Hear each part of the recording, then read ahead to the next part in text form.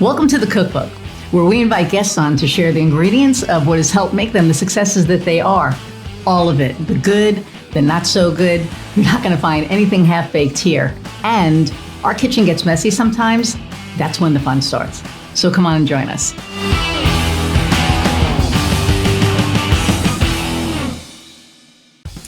Hey everybody, and welcome to another episode of the Cookbook. I'm your host, Iris Goldfeder, and I am super excited about my guest today, Hannah Abbott. We met at the Dames, and we had our fun friends in October, and we've met a few times since then. And she's just awesome, and she's brilliant, and she's a lot of fun.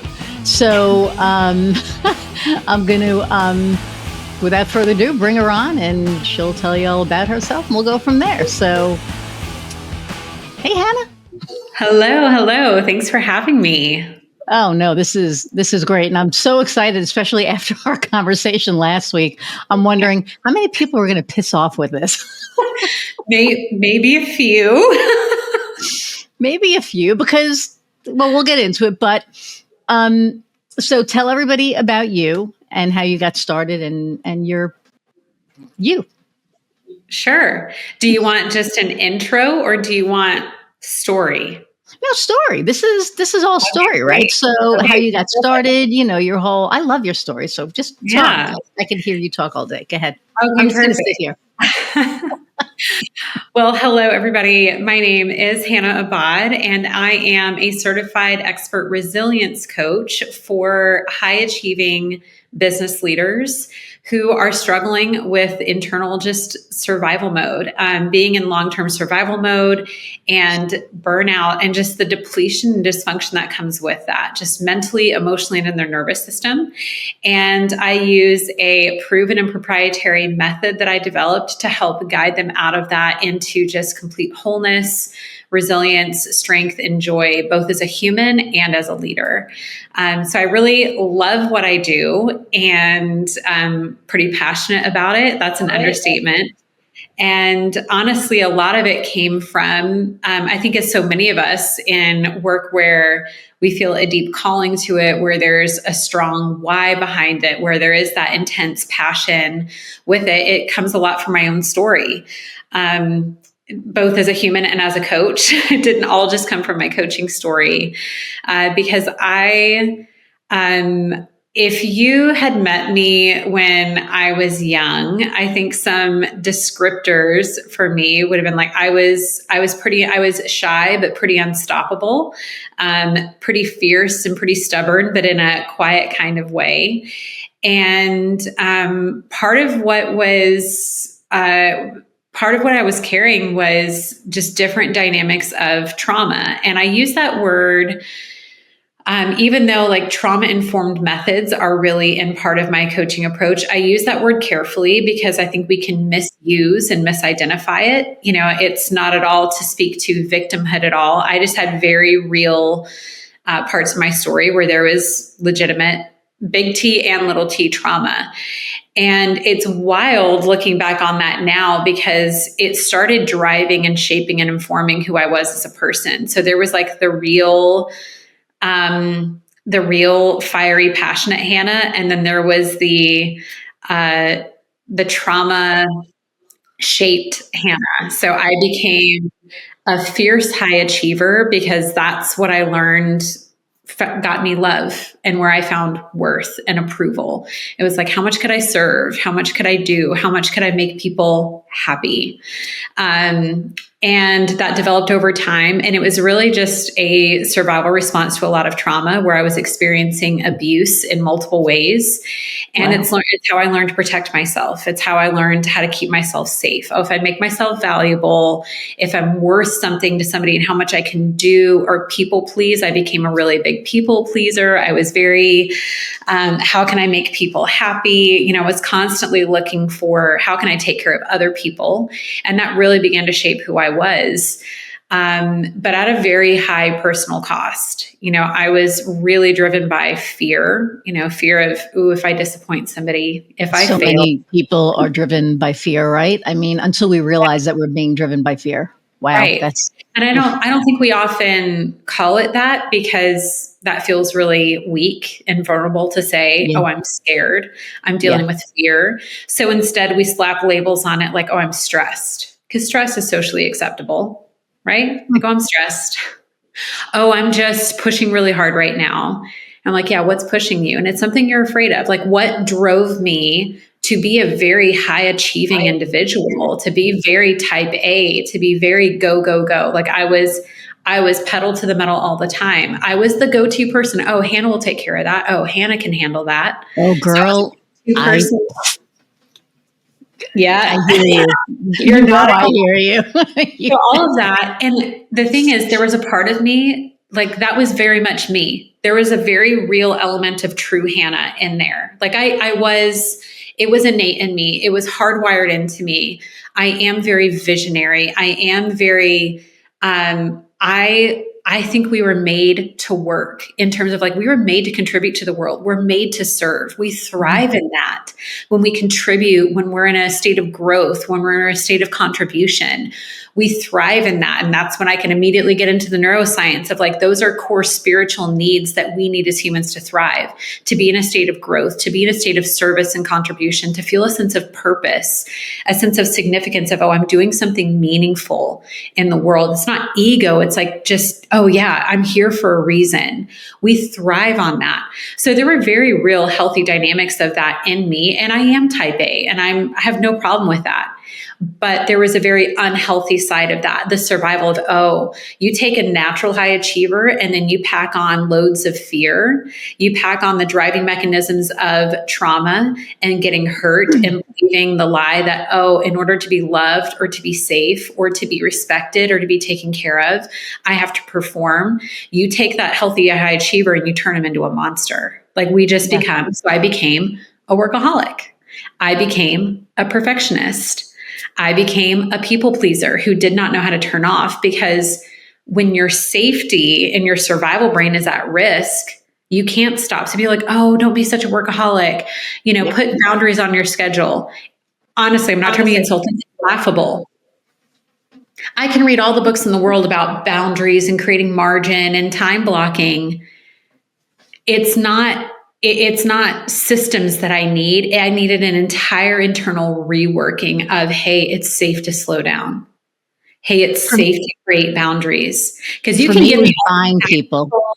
Yeah, you can give me all the tactical strategy in the world about how to like the Pomodoro technique and time blocking and this and that. Those are beautiful if you feel safe to implement them. But when they threaten your ability to be safe in the eyes of like keeping people happy and all of that, no, you can apply those things all day long and you will quickly abandon them because you're like, this isn't safe. So all that to say, I started falling apart. I started falling apart because I was pushing myself so hard, so constantly, while also carrying so much unprocessed pain and trauma, which is deeply depleting. Like it's just exhausting to carry that load. So I have the exhaustion of pushing myself constantly, paired with the exhaustion of just carrying the load all the time, pushing it down, suppressing it, holding it, carrying it. And I started to break down at a remarkably young age. And the first real tipping point in my life was actually coming to terms with, I have a lot of pain that I need to process instead of cope with. I have a lot of pain that I need to confront in order to conquer. How old were you? I was 19. Holy I was young. shit. Okay. I was young. So just to give you an idea of how I was pushing myself, I started working full-time at 17 while finishing high school. And I was traveling internationally and domestically 9 months out of the year for my work. Well, like I finished high school early, then I hit the road immediately. So when I say like I was in go mode, I'm not exaggerating.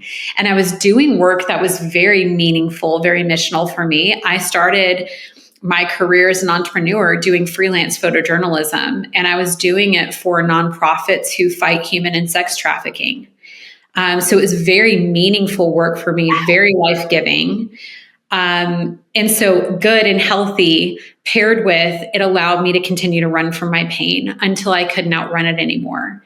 So the collapse that I started to hit was I was starting to deal with mental health issues, just like I was really depressed, even though my work was very meaningful. I was like dealing with just depression. I was dealing with complete physical exhaustion. Like it wasn't just from the go, go, go of travel. It was from everything I was carrying and ignoring while doing that.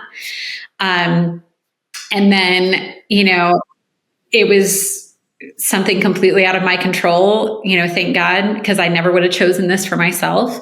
But while I was overseas on assignment on a photojournalism job, I got into a high-speed head-on collision with a drunk driver and my life changed. Holy crap. My physical push mechanism where I could override the mental and I could override the emotional because I would just physically just keep going. I lost it because I had severe spinal injuries. I had severe abdominal injuries. I had a concussion. And I woke up out of a comatose type state in a foreign country by myself, just waking up going, I don't know what's happened. I don't know where I am. And in that moment, my life was changed. And it was the first catalyst, the first tipping point where I literally couldn't run from it anymore. I couldn't outwork it. I couldn't run from it because now I'm in a hospital. I'm just laid out and all I'm left with is me. And you can see the correlation. I literally couldn't do anything. So all those safety mechanisms, all those survival mechanisms that help me feel safe of work really hard, push, produce, achieve, go, were literally no longer an option. So it was wild at 19. Wow. The way I say this, I went through my first identity crisis because all of a sudden, all the things that made up who I was gone, the goer, the doer, I literally couldn't anymore. So it was this very painful confrontation with all of a sudden, I can't find my worth, my identity, my safety, and how much I can do. I was in and out of hospitals for 2 years. I was on and off of bed rest, for 2 years. And it was that confrontation of, and that was this first mode of work that I now help support my clients in of, I was just stripped bare of all of that and had to find my identity, my worth, and my value in who I was, not in everything that I could do, in who I was as a human being, not in being a human doing, a robot, a machine. And that time also set forward the next catalyst. I love human being, not human doing. I love that. You can have that one. Yeah, I love that. And I can't believe we've spoken so many times and I didn't fucking know this. I'm sitting here it's a long story. Wow. I'm just sitting here holy. Okay, go ahead. Sorry. I'm just yeah, no, you're good. You're good. I saw my jaw dropping. So people who are listening, you can't see my jaw dropping. People who are watching, you just saw my jaw drop. Wow. So yeah, it was the catalyst of honestly, where people go, oh, your late teens, early 20s, such a magical time. And I look at it, was a very transformative time in my life, but it was honestly brutal. Because I went through those 2 years and really confronted that identity crisis and shifted to a very different place, a much healthier place around my worth and my value. But the second thing it did, all that time sitting in a bed, not being able to do anything, I was confronted. I could no longer suppress or repress because one of my core survival mechanisms with the trauma from my childhood was I was really good at repression. Well, being able to physically rest all that, guess what started coming up? Repressed memories. And all of a sudden I knew, I think I know what the source of my anxiety and depression and overwhelm is, because that's so directly tied to pain. Our personal pain, it affects us biologically, physiologically, chemically. It has such a big thing. And I mean, this is a huge part of my approach and method with caring for my clients is we are 3 systems in one, and they're highly integrated. We are mind, body, and soul. And so while I'm very scientific and analytical, there's also just that understanding of, hey, the brain, body, heart connection is very real. So recognizing all of this unresolved emotional pain I was in was drastically affecting my mental state, was drastically impacting my nervous system. Like my nervous system was fried because I was just constantly in protection mode because I hadn't processed my trauma. So when we don't process trauma, even it can be years, 20 years in your past, and your nervous system is living as if it's happening right now. And mine 100% was. Wow. Stress of the car accident, that time, that downtime that I did not choose, that was chosen for me, forced it. It was I call it the pressure cooker. It brought everything up to the surface. And all of a sudden, I'm having to confront that while being diagnosed with Lyme disease, while then encountering something called, this is all in my early 20s, a thyroid storm, which sent me into the brink of cardiac arrest at 22. And it was just another layer of, oh, I can't run from this. Because I was like, oh, I've dealt with my identity, my worth. I'm good. I'd like to be done now. And then the next wave hit. And it led to that deeper healing of beginning to understand my mind, my body, my emotions are all interconnected. I can't heal physically. I can't heal mentally until I heal emotionally. And so then began this deep work of processing trauma and not processing it in my head. We can't think our way out of emotional pain. No, we can't. A very different process in that. And this was also the catalyst, a tipping point, because I could not do the photography work that I'd been doing. I also was confronted with, what do I do with my life now? So I'm having this identity crisis on my worth and value. It starts to bring up the pressure cooker that brought all of my unprocessed stuff forward. That was like, okay, this has to get dealt with if I want to heal as a human, not just physically, but across the board. If I want to be a whole person. And what do I do with my life? And how do I literally pay my bills? Which leads me to practically such a gift. I was thinking, like, I was fiercely committed to still continuing in work that I believed in. I didn't want to just cash in a paycheck. That was never going to be a fit for me. And with my health issues and needing to rest, I was like, a 9-to-5 is not an option, because I was still in and out of hospitalizations. I needed flexibility. I needed to be able to work from home. And this was long before, that was a normal thing, a standard thing. And then a coaching agency reached out to me and they're like, hey, I had a good friend who worked for this coaching agency.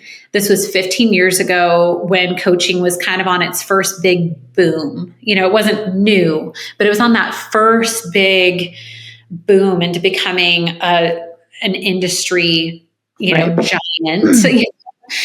And they were like, hey, we're in this huge growth phase. We need more coaches. And somebody in the company said, you should talk to Hannah, because Hannah's not a coach, but she's a coach. And I will forever be grateful for that person who saw that in me. So they approached me. I was like, I can work from home. I get to set my hours and my client load, and this would be meaningful work. I'm willing to try it. Clearly, I found a fit. I fell in love with it. It was a phenomenal company. They invested a ton in mentoring me, in training and certifications.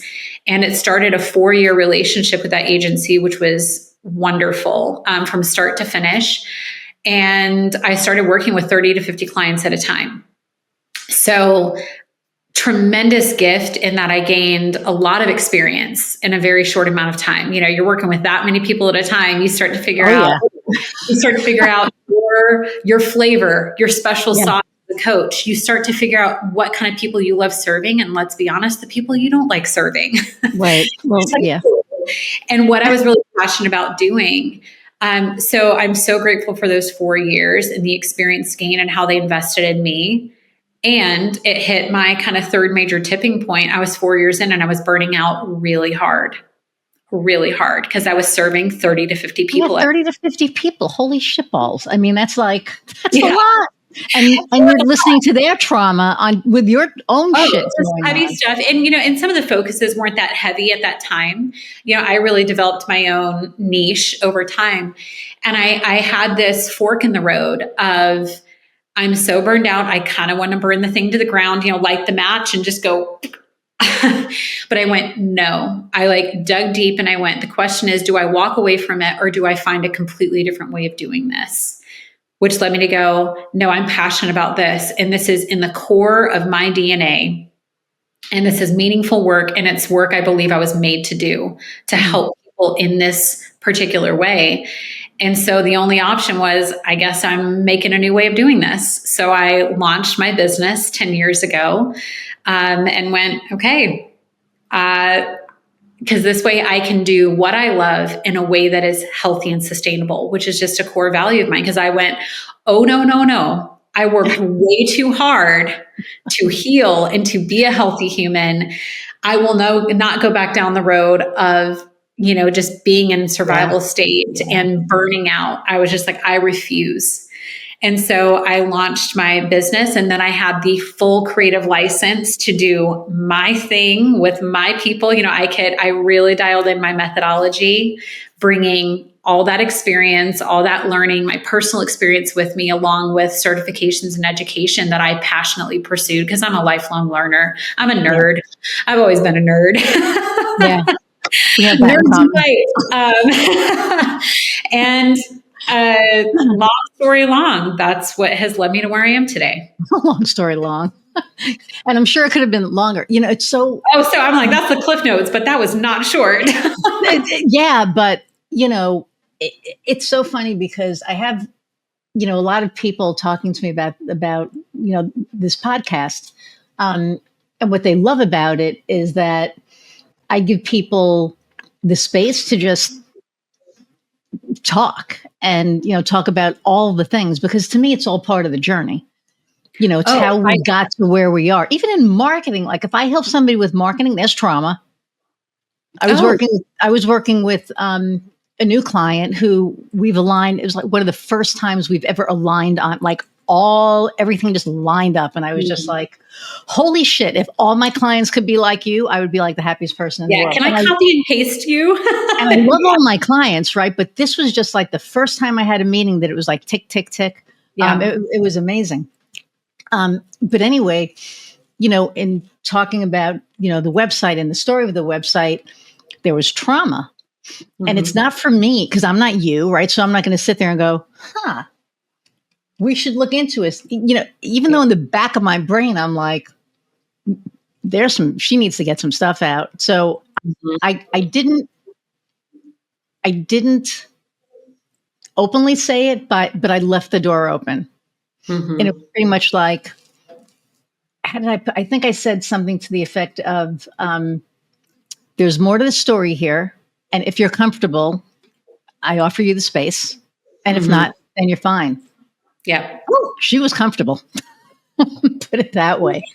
Yeah. And it was great because, now she knew how she had to market and she knew who she had to market to. And she didn't know that before. And it was just like, for me, it kind of opened up another level for me, or another window for me to be able to kind of go through and go, oh, I can help with this piece. So last week when we started talking about like the authenticity piece, which we're going to get into very soon. Yeah. And you were like, that's the trauma response. I was like, oh, this is so good. It was just like so good because so many people don't realize that a lot of their actions are from trauma. And I know me personally, like I was saying, when I was young, I never felt worthy of anything. So I felt that I had to buy my friends. So in school, I would, buy lunch for everybody. We didn't have money. I'd ask my mother for money. She's like, where'd the money, go? I'm like, well, I bought lunch, stop buying lunch. But, that was the only way that I felt that people would want to be around me. Right. And then as I got older, in my 20s, I told you I had like arrested development because of, trauma that happened to me. And I started doing the same thing again as an adult. And finally I was like, no. A, I'm going to go broke. And B, if they don't like me for me, then, and then I started becoming an open book because I felt that in order for me to be comfortable, and to know that people were around me because they wanted to be around me, not because of other, reasons. It was like, here's my story. And if you want to be around, great. And if you don't, there you go. But, this is it. Yeah. And so many more people were drawn to than pushed away. And I remember my wife. Magnetic. Oh, it's they're drawn, right? And I remember when I told my wife, she was the first person that I ever told everything that ever happened to me, like everything. Yeah. And this is when we first started dating, and I was pretty much like, so if you want to run, now is your chance. It's like, if you want, you're out there, it is. I'm giving you all the information so you can make an educated, informed decision. So now every time something happens, I'm like, you married me. You knew everything when you married me. So this is on you. But, in all seriousness, I remember telling her everything and her looking at me, not with pity, but with empathy and with like, I'm so sorry that you had to go through that. And passion. But look at you now. And I was just like, oh, I'm going to marry her. As soon as it becomes fucking legal, I'm marrying her. Like I knew. But anyway, so I'm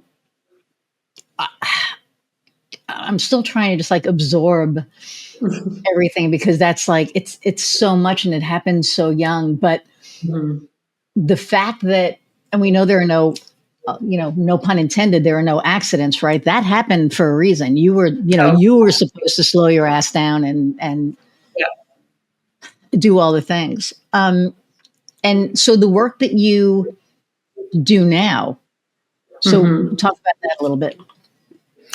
Yeah, so I use neuroscience and trauma-informed methods combined to, it's like there's the first phase of work is like, I call it the freedom phase, because it's like mentally, emotionally, in your nervous system, there's got to be a release. And when we release, we step into freedom. Like when you think about just like release, being bound by something, being burdened by something, you can only function so functionally when you're carrying a heavy weight, when you're wrapped up, like bound by something, you operate in a state of dysfunction, right? Well, for high achievers, we're going to find a way to power through the dysfunction, but it's still dysfunctional. And there's all of the coping mechanisms. So that first phase of work is like, we're looking at the release process of release, not just a live and let live. You can't tell that to trauma. Trauma's like, no, I need to be addressed. I need to be acknowledged. I need to be taken care of. So it's not about turning people into victims. People are not victims. I am so against victim mentality. I'm like, you're a conqueror, you're a survivor, and you don't have to keep surviving your old pain.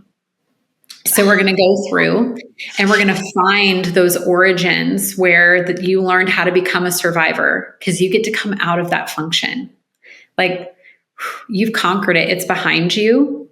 So you actually get to, by processing it, by acknowledging it and processing it again, like not in your head. That's not where we live in our trauma. Our trauma affects how we think, but it's not where it lives. Right. Trauma lives in our bodies. Sense. It lives in our somatic being, our body. It lives in our nervous system, and it lives in our emotional memories.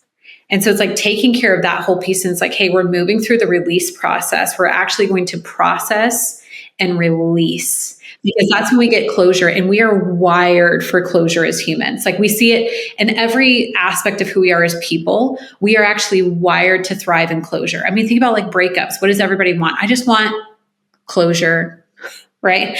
We say this about things. We thrive on closure. So it's actually bringing closure, not suppression. Not, oh, these are better, more effective ways to push it down and not let it get in your way, which I'm like, by the way, when you push it down, suppress it, package it, and contain it, it actually impacts you more, because it's sitting in you're packing it down to the very core of who you are as a human.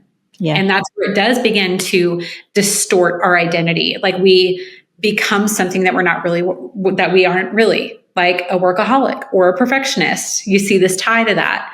Yeah. So we work through that. And then the next phase is what I call the foundation phase. And I love this because it is not, oh, you're this brand new person. It's like, no, you're just restored to the person you have always been. The healthy, incredible human before the distortion of pain, before the dysfunction that was created by trauma, the dysfunction of becoming a survivor instead of a human. You're just surviving.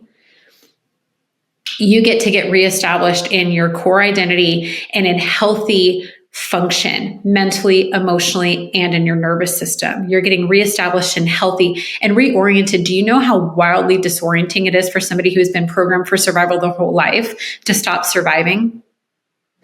Panic inducing. Oh, I can imagine. And people panic. They're like, I don't know how to function like this. It feels unfamiliar, which the brain says is unsafe. So we're creating the safety for that change to occur. Like, no, it is actually really okay. And it's disorienting, but I'm going to guide you through that disorientation where you go, oh my goodness, this is what it feels like to not operate in survival. And that's where this is where people get mindful, because they're high achievers, visionaries, where they're like, it's like setting lighter fluid on a fire. I'm like, you're going to be blown away by how much more effective you are. Now, that's not our primary outcome of, oh, let's get you doing more, but it's a natural, healthy outcome. They're like, I'm doing less and accomplishing more, and I'm feeling good doing it. I feel like I feel good mentally. I feel good emotionally. I feel good in my body. And they see it, the ripple effect into their relational health, for so many women, their hormonal health, their financial health, the thriving in whatever aspect of service they're in, whether they're, a business owner or a business leader. They're like, I'm leading better. Yeah, because you're now a healthy human. Then we take it into the future phase. The last phase is like, now we're looking, it's like the freedom phase is taking care of the past. And the foundation phase is the present. Like, who are you today? Like getting reacquainted and reoriented into your healthy identity and healthy operating systems. And then the future phase is like, and now we get to look up and out and go, and where do we go from here? And how do we do it as this person? And we're taking this for the long haul. Like it's for life. Yeah. So it's like setting yourself up for success, for sustainably continuing forward in this healthy person that you are. And I'm passionate about each phase, and I am unwavering on we take care of all three systems, because you've got to take care of all three through each phase for it to last. You take care of one or two of those three core systems, and you get momentary or small breakthrough. I see a lot of people, they get that like stop start of 2 steps forward, 1 step back. I'm like, nope. It's a commitment, but we're taking care of all three systems. And they're like, I literally feel like I got my life back. I feel like a new human. I'm like, you're a renewed, restored human. Absolutely. Yeah. So I think you can see, like, how could I not love what I do, to watch people do that and to watch these they're incredible to begin with, not broken, just hurting in a state of dysfunction, to watch them come into the fullness of who they are. It is like the deepest privilege and joy that I have. I love that so much. I did my work probably about 5 years ago, and I didn't realize, for me, it was like you, people pleasing and not buying stuff, but just like, doing whatever it takes to make that person happy at whatever. It didn't matter what the cost it came, to me. It was just that person was happy, and that client was happy, or this, whatever was happy. And I remember I spoke to this guy for a while, and he made me look at because it starts at childhood, right? Like whatever trauma is there starts at childhood. And it was like, what is the first memory that you have that made you go, oh, and I remembered it. And he was like, and how did that child deal with it? And I was like, well, she ran away. Mm-hmm. And he was like, bingo. Because that's what I would do. I would run away. As soon as something got hard, I wouldn't physically run away. I would push that person away. I would push that client away. I would get the fuck out of that because it wasn't safe. And when I saw that, it was just like oh my God, like my entire life made sense. Every decision I ever made, anything I ever did. And it was like, oh my God. And what a breakthrough that was, because it changed the trajectory of my life, my business, everything. And it was, I remember just going, And I said to him, where the hell were you 20 years ago? And he goes, you weren't ready. It wasn't time, because if it was time, you would have found out. And because I really do believe that everything is timing. And what that allowed me to do was kind of go, oh, I'm doing the podcast. I'm restarting my business, and I'm going to start my business this way. And these are the people that I'm going to deal with. I'm never going to fucking deal with these people ever, ever, ever, ever, never again, ever. Right. And like you said, it's like, who you want to. All of a sudden you had no problem implementing boundaries. No, it was like, and so I'll tell you a funny boundary story that I never even thought about, but we were in Germany last year. I went into the Apple store because I left my mouse. Of course, I left my mouse at home, and I'm on a Mac. I can't, I'm not good at the mouse pad thing. So we were in Frankfurt, and I had to go to Cologne. So I go to Cologne because that's the only Apple store. So I drive to Cologne. I get to the store, and there's these two mice, and one is black. It's like an Apple mouse. Feel free to be a sponsor. Anyway, so it's the Apple mouse. I'm kidding, kind of. Don't kid. And one was black and one was white. And I really wanted the black one. It was like $139, but the white one was $89. So I walk over to the sales guy and I said, "Excuse me," and he's like, "Yes." And he's got a really thick, German accent, obviously. And I said, "What's the difference in?" He came directly like. This is like this. And I went like this, like put my arm out, and he looked at me and he went, "American." And I was like, yeah, this is my space. A little bit of space, please. He was like right in my face. Anyway, it was the color. And I was like, oh, screw that. I'm just going to buy the white one. But the fact that he was like this close, and normally I would have stood there scared. I would have just been like, okay, how much? Right. But it was like, I don't want your breath on me. I don't know what germs you have. Just stay away. And I told my wife, and she was like laughing at me because I was like, remember the whole boundary thing? I was like literally an arm's length away. And wherever we went in Germany, it was pretty much like you had to do that, because as soon as they start talking to you, and it's nothing. It's just part of their culture. It's their culture. It's their culture. And they are right there. And it's like, I appreciate that, but no. And so respectfully, I need some space. Yes.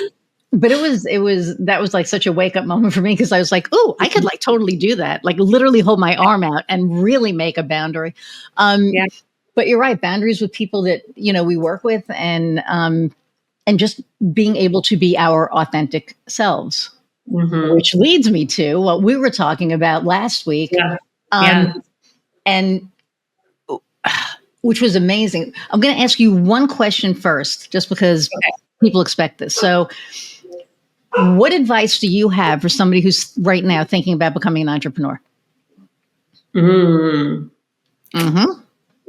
so many things come to mind. I have two pieces of advice. Can I have two? Great. We can make this a two-parter too, but go ahead. Yes. Okay. So I'll keep them brief. I'll keep them both brief. No, you're good. You're fine. One is, I think, one of the most important and compelling things for both the startup phase and then for sticking with it, because entrepreneurship, it's, I don't want to say words like brutal, but like it's fierce. It's not for the weak of heart. It is not for the weak of heart. Right. There's a reason this book blew up, and there's a reason, and it starts with why. Simon Sinek. You've got to know your why. Yeah. Because if you don't know your why, and that, to me, speaking to this theme of authenticity, it's got to come from like the gut of your gut, the core of your being of why does this matter to me? Why does this matter to the world? And I don't care if you're service-based, product-based. If you don't have the deepest from the core of who you are, something that matters to you because of something that matters to you in the world, entrepreneurship will chew you up and spit you out. Yep.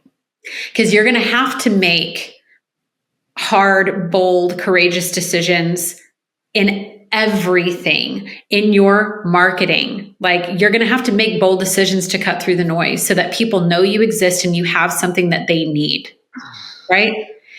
It's going to matter when you're making financial decisions. It's going to matter when you're making growth decisions. It's going to matter if you're going to be a solopreneur or build a team. Like, it will literally touch every aspect of what you do.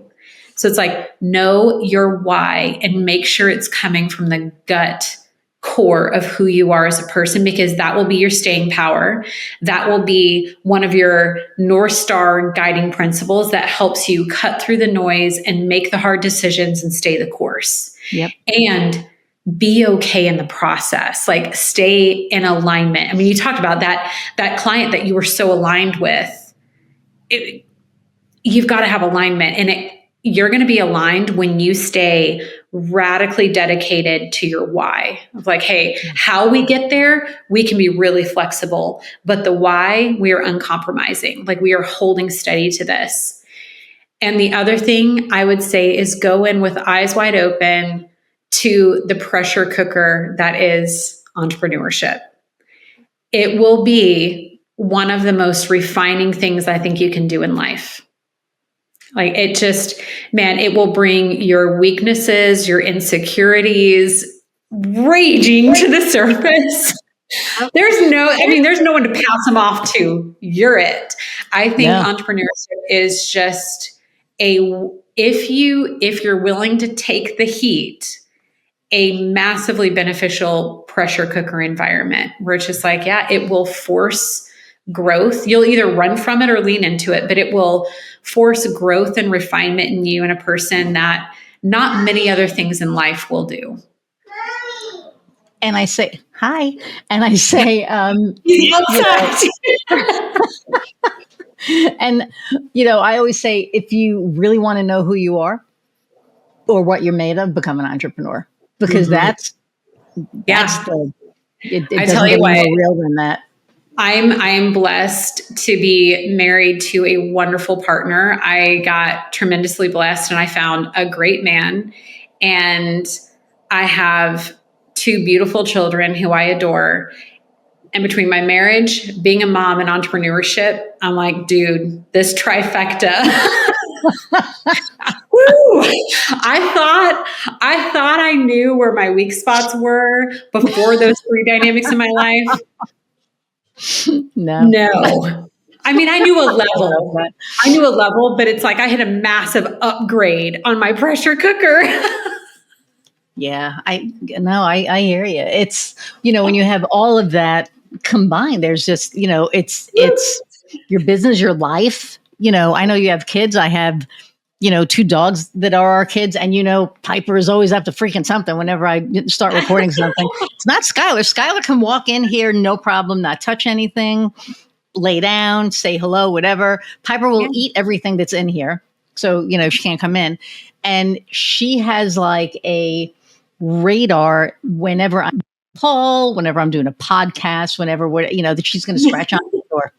Or she's going to magically see something outside that is really not out there, so, and then marriage, right? I mean, marriage it's work. Well, if you're doing it well, I don't think there's any perfect way to do it, but to something that you shared earlier, you chose complete honesty and vulnerability with your wife. Yep.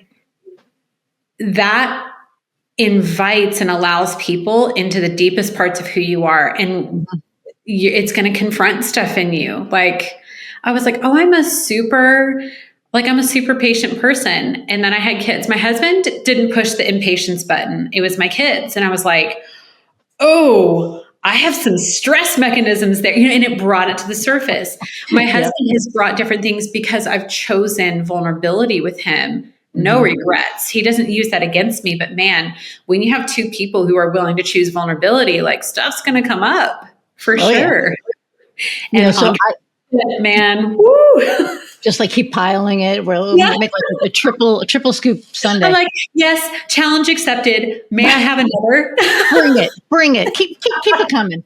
I remember, I think it was like a couple of weeks ago, I was like, okay, when I said keep it coming, you could stop now. We're good. I'm good now. I'm good. Oh man, I've definitely had funny, that. because of I told you I was homeless when I was 19, and Yeah.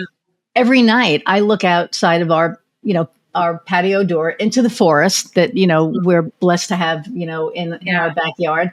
And I thank the universe and God and whatever you believe in every night.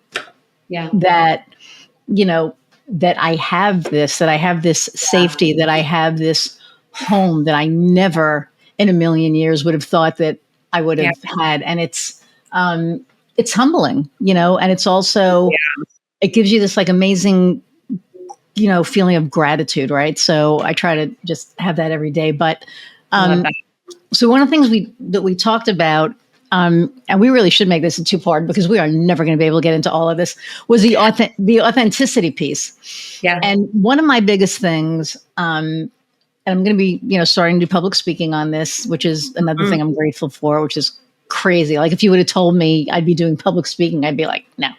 But then if you told me I'd be doing a podcast, I'd be like, no. So here we are. But There you go. But we were talking about authenticity, and what was so amazing was when I was, we said, okay, are you being your authentic self? And I said that I was in front of a bunch of the dames, and they were like, oh yeah, we are. And you should have been there because you could have just cracked that shit wide open. Because when we talked about what we talked about last week, it was like, okay, you think you're being your authentic self. However, take it away, Hannah.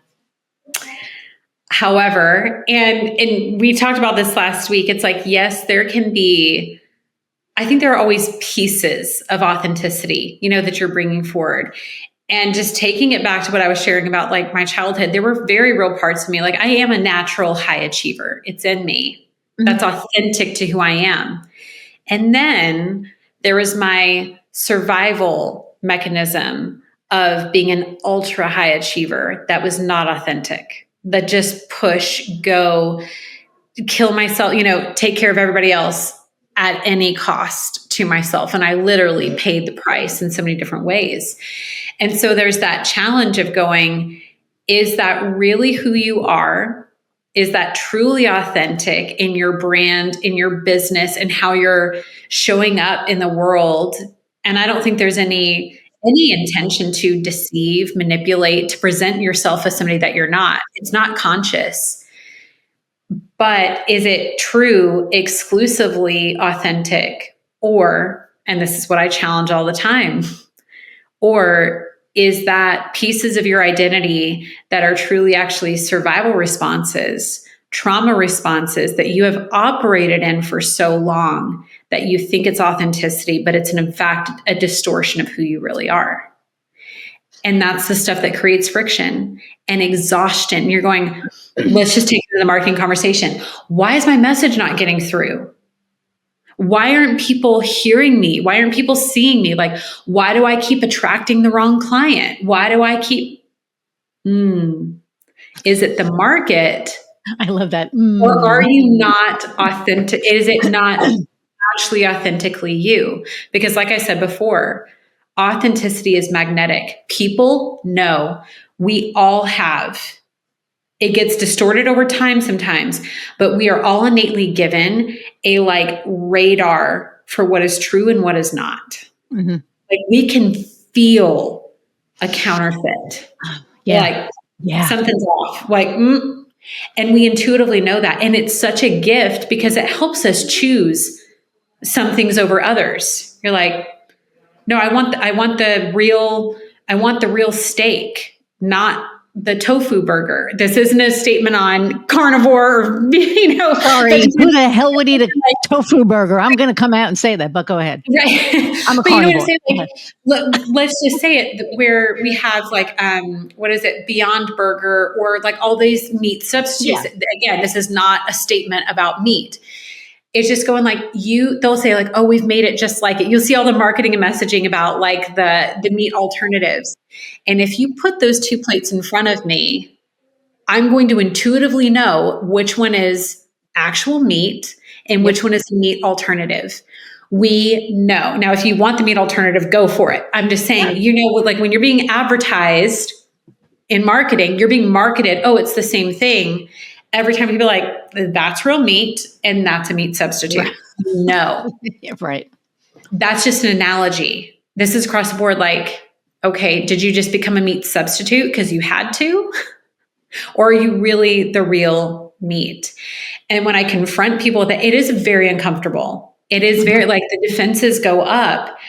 But if you're courageous enough to allow yourself to question it, because I mean, that's what it is, the courage to go, wait a second, let me sit with that question for a minute instead of just rejecting it to protect myself. And I go, ooh, this is uncomfortable, but let me sit with that question for a minute. Is that actual authenticity, or is this the marketing approach that I've learned is safe? Well, and from what we talked about was which I thought was so strong, and yes, the safe piece, but when we're being our authentic selves, then we're attracting the right people to us, right? Right there. And that's what I'm saying.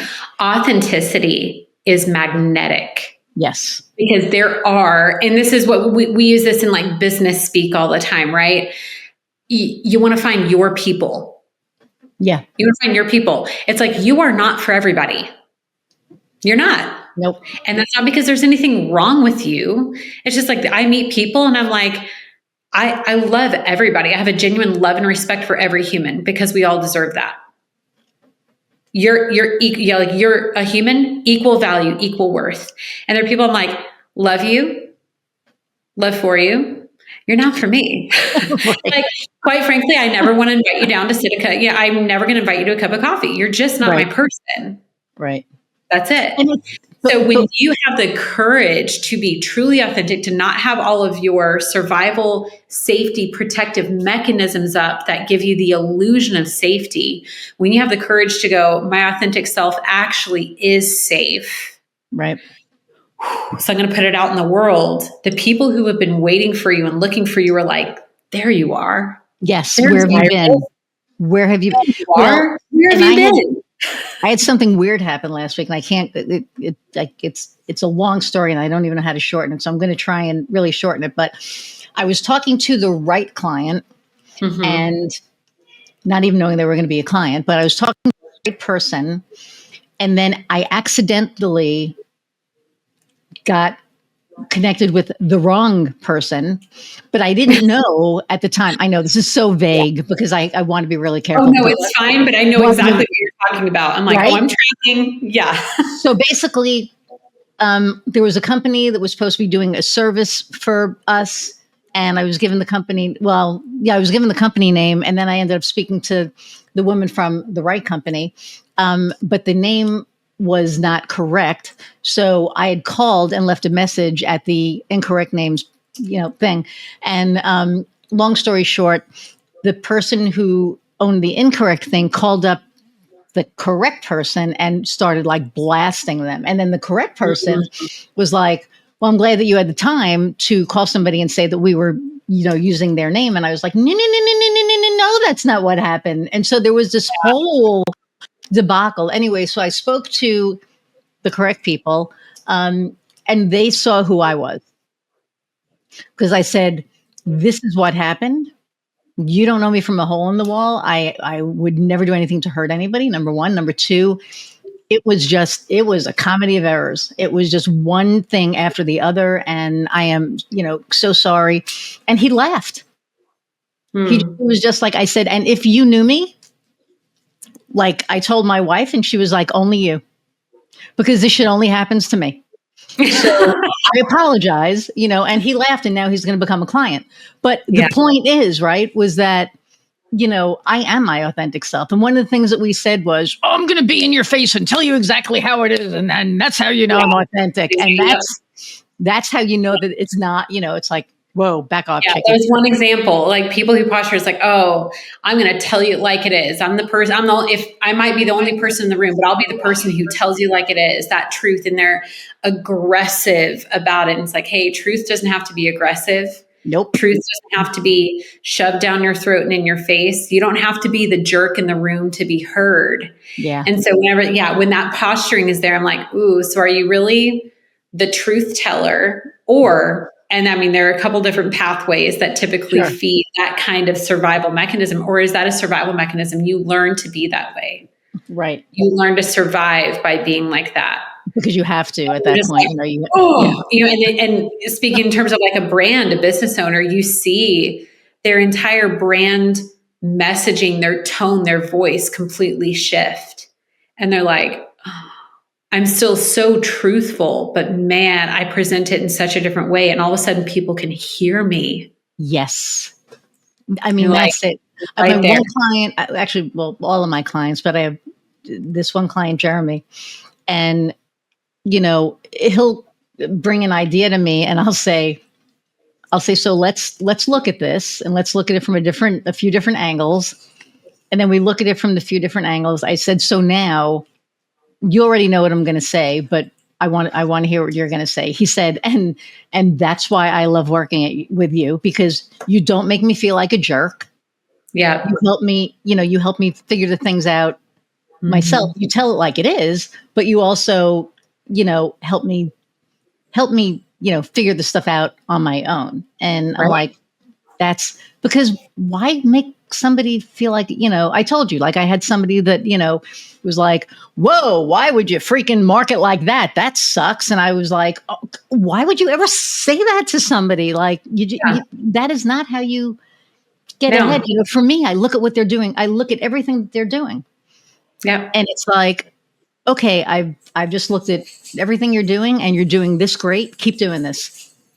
You're doing a great job there, right? Here, you're doing a pretty good job. So I would say, keep up with that. You're good here. Here, probably a little bit of help. There's a little bit, right? But, there's more that can be done here. Yeah. Exactly. And people appreciate that so much because you're looking at their strengths. Yeah. And we need that. So, and they're coming to you for your strengths, not to be told how weak they are. I mean, that's the whole reason they hire you. They know they don't have that strength. Or they wouldn't need you. Exactly. That's what I'm saying. Like they're coming to you because you have that strength and because they do not. Right. So why in the world would we tear somebody down about a strength that they don't have when they're like, I know that's why I hired you, because I know this is not a strength. I wouldn't need you if I was great at it. Like I know the things that I hire people for and like I suck at it. That's not being a bully to myself. I'm not like putting myself down. It's a reality. No. Like I'm horrible at that. Will you help me? Right. And there's nothing wrong with that. I mean, we can't be great at everything, right? We are skilled in the things that we are skilled in, and we're not skilled in the things we're not skilled in. And there's nothing wrong with it. And that's just another piece of authenticity. Yes. Like it's hard for people when they're like, oh, it's kind of funny. Again, this might be a little offensive. They're like, I'm kind of great at everything. I'm like, ooh. Yeah. Yes. Because it's so true. And that's where the pride is a protective mechanism, the false confidence, the lack of humility to admit where they're not great. Because you're like, oh, it's not safe for you to be imperfect. Got it. It's just seeing through and going like, oh, I need you to know it's really okay for you to suck at things. So what are you actually good at? And that's where they're able to get really honest with themselves. Like, this is what I'm great at. This is what I'm not great at. You're like, great, then shed it. Let that stuff go and just focus on what you're great at. Like, that's just I'm simplifying it radically, but it's another example. It's true. I was talking to somebody a couple of weeks ago and they were like, and I literally was like, why did you call me then? Because, they were talking about a website and I started discussing the different flavors of WordPress that we use, and we use Squarespace and whatever. And he's like, well, yeah, I know how to do that. And I'm like, okay. And then we started talking about, and then, no, this was a Zoom, so I couldn't even hide my face, right? It's like my poker face kind of sucks. And then we started talking about SEO and he's like, well, yeah, I get all that. And I said, so why are we on this call? What do you need? Like, yeah, I said, so, and he said, well, I need help with this. And I said, but it doesn't sound like you do, because it sounds like you already know how to do it. And so why do you need me? And he goes, no, no, no, no, no, no, no. That's not what I'm saying. And I said, yeah, it is. I said, let's do this. I said, you think about what you really need, like really take time and think about it, and then call me back. Mm-hmm. Because I'm not going to sit in a meeting with somebody who every time I say something, they're like, oh yeah, I know how to do that. Or, oh yeah, because now I'm wasting my time and I'm getting pissed off. Right. Well, and it's just like, I'm so glad you know how to do those things. Doesn't sound like you need me. Best of luck. Yeah. So call me. Haven't heard anything back. So, and I'm wondering, I feel like calling a couple of agencies in town to be like, hey, did you hear from this guy? But I won't, but I really want to know, because it was like, I know, but there's that part of me that's like, I know. And I'd be like, Iris. I know. So I'm like, no, but because like after next week, everybody in Lafayette, if they didn't know about me, I told you about the award and everything that, I won, and I'm very grateful about that. And I'll be receiving it next week. But this will be airing way after that. And it's going to be interesting, because already I've had a couple of people be like, you're in the club now. What club is that? Yeah. What does this mean? But at the same time, I kind of feel like, again, I go back to that 19-year-old. Like, I will always go back to that 19-year-old, not the 7-year-old, but the 19-year-old who was looking ahead and not seeing a future. Yeah. Yeah.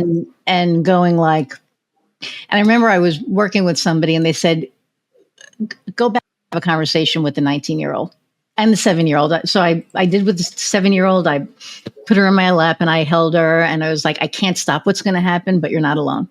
Mm-hmm. And the 19-year-old, I said, you do not know everything. I promise you. You think you do. You do not. Yeah. But you're going to make it. Yeah. And not only are you going to make it, you're going to blow it the hell out of the water. So it's going to be really good. Just hang in there. And so I'm really grateful that I was able to have the tools to be able to do that. And I think that that's what helps me be my authentic self, is that I know all the parts, right? It's like, it's essential. It's essential for authenticity. Yeah.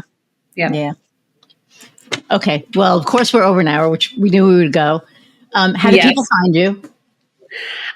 You can find me on my website. I have a contact form, so you can find ways to reach out to me on my website at hannahAbbott.com. And you can also find me on LinkedIn my profile is Hannah Abbott, and you can find me on Instagram at Hannah Abbott Coaching. And I love direct conversations, direct messages. I'm all for those direct connections, because I'll be really honest, I don't post every day on social media, but I'm there in the DMs, and I love those personal connections. Awesome. Everything will be in the show notes also. So, So thank you so much for taking time out of your day and sharing you with me and my audience. Honor and a pleasure. Thank you. It's such a pleasure speaking to you all the time. Hang on, I'll be right back. I'm going to say goodbye. Everybody, thank you for hanging in an hour plus again. I hope that you found Hannah as I did, which is why I invited her on. Reach out to her. Hit her in her DMs. What does Lizzo say? Hit me in the DMs. Hit her in the DMs. Have a conversation with her. You will not be sorry. There is so much wisdom and heart, and I just can't say enough good things. But like, share, subscribe. I was supposed to do that in the beginning, and Kofi's going to be like, you forgot. But, there's a button down there. So, hit the thumbs up and like it, and share it, please, and subscribe, and leave a review. And also leave a nugget that that you've gotten from listening to this. Leave maybe like a pearl of wisdom or something that really touched you, and share that with everybody else.